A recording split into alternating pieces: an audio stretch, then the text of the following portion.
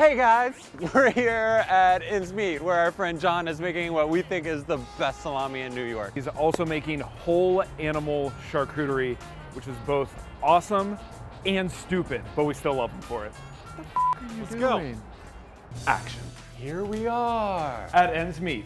We're here with guys. John. Hey! Your whole business plan revolves around whole muscles and whole animals. You can make more salami, you can get more pork trim, but you create these specific products that you can only get so much of. The one that is the hardest, 100% of the time, is the copa. We get 2 of these per animal. So what do? We tell people they can't have them. There's no question, it's not even a thought process as to whether or not we attempt to make more of any one product outside of whole animal. We get pigs that are pretty large. They're 350, 400 pounds. And we get 12 pounds of copa. Every day it's like, I want copa, I want copa, I want copa.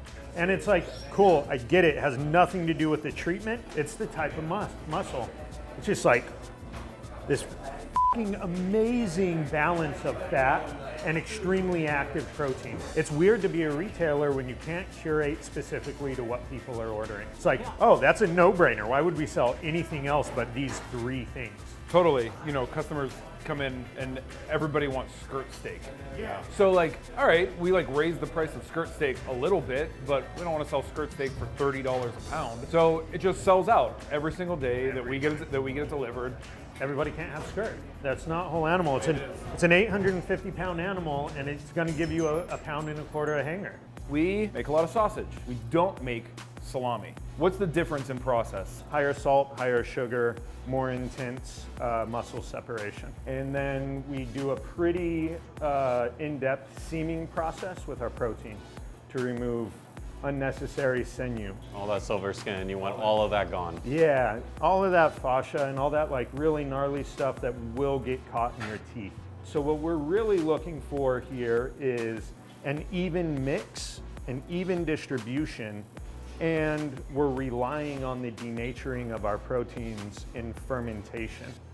So we're basically pickling this meat, and then, you know, the 4 to 8 months it takes to actually And then there's that part. sell it to somebody. Yeah.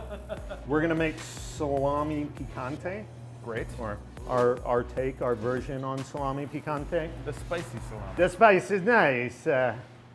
Sorry, that was not it. Does it get old? I don't think it can get old.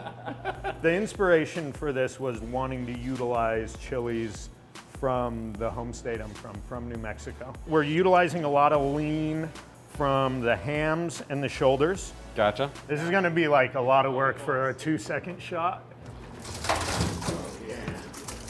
You all look so tiny from up here.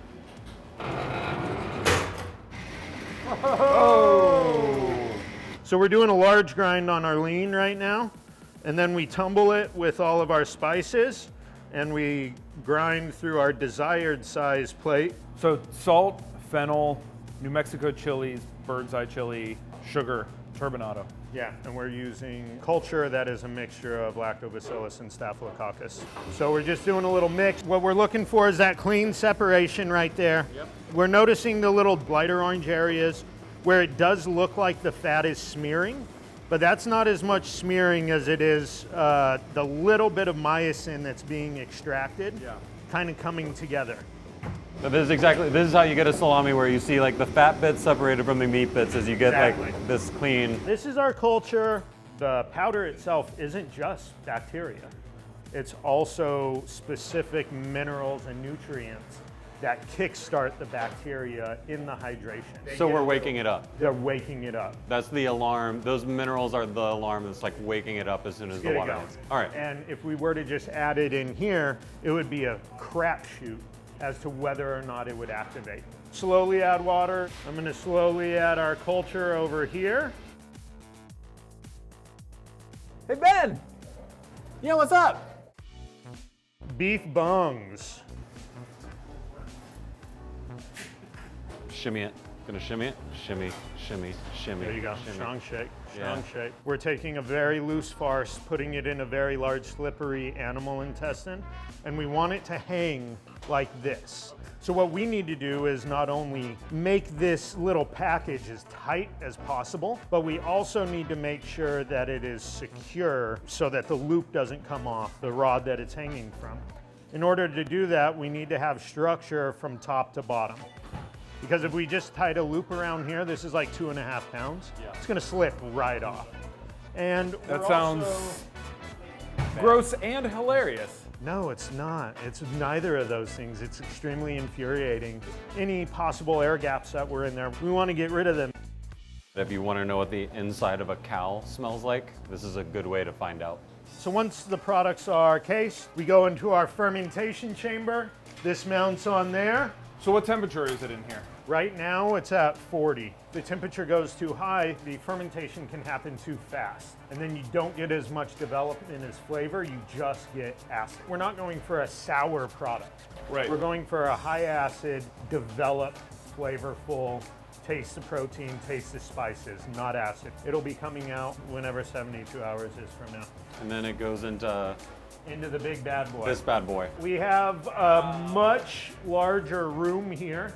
This is what you guys just made. Oh, wow. Right here. So this is our salami picante. These are beautiful. At any given time, we have 8,000 to 10,000 pounds of product rotating through this room. And then we have a prosciutto scenario that we're starting. We're gonna hang a bunch of stuff from the ceilings. 3 years into the game, I'm like barely okay with putting a piece of product in here for 2 years. That's such a fucking massive investment. Yeah. And I get like everybody, first question is, do you have prosciutto? I'm just like, do you have any idea what that means? Yeah. For like a small business that has zero financial investment from anyone, like. Right, and do you want to pay $300 a pound? Yeah, that's because For the that I made? Yeah. Probably not. No, like, there's tons of people doing great prosciutto out there. yeah. And I mean, for that matter, there's tons of people doing way better product than I am. Like, this is just kind of this little low-key Brooklyn spot that I'm trying to figure it out. So, I think it's amazing. thank you. You guys want to go taste this? Yeah, I'm pretty hungry now. All right. We have great fat definition in there. Really nice separation. There might have been a little air gaps in there, but I'm really happy with that. You see every separate particle. There's not a huge ring around the outside that demonstrates that the outside's much drier than the inside. It's pretty even all the way through, which leads me to believe it was a really clean grind. The fermentation was very active and it denatured properly and dropped the pH. So without further ado,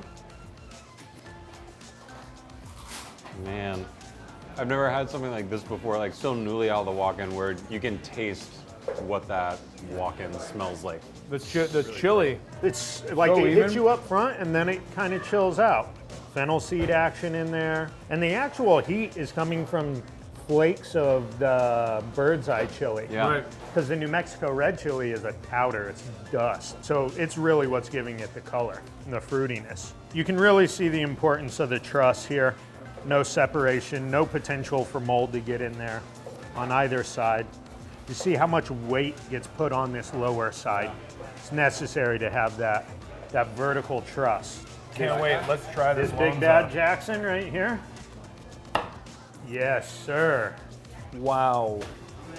You can hold that up to the light and you can see right through it. Let's try the copa. The aroma of this, it's like fucking nutty.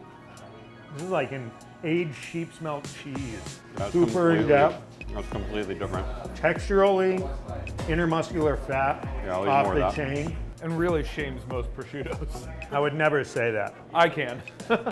It's just been getting the people to pay attention, to notice, to fall in love with the product. Because they need this experience for this product. They're like, wow, this is more expensive and it's less available. Why would I not just Can't go just to Whole Foods? Yeah, exactly. You know? What's special about this? And what's What's made in missing Brooklyn? is What's that mean? that Yeah, interaction, that discussion. And Yeah. that's what, we're trying to continue to give to people while operating a business. No one gets into animal agriculture and definitely whole animal to make money.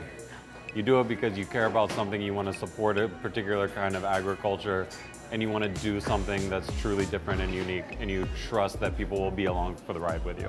It was an honor to have you here. I'll go ahead and redo all this stuff you guys did, but don't worry about it. For the best, yeah. We'll be fine. Thank you so much for watching. This episode of Primetime, click right here if you want to see more of this. Yep.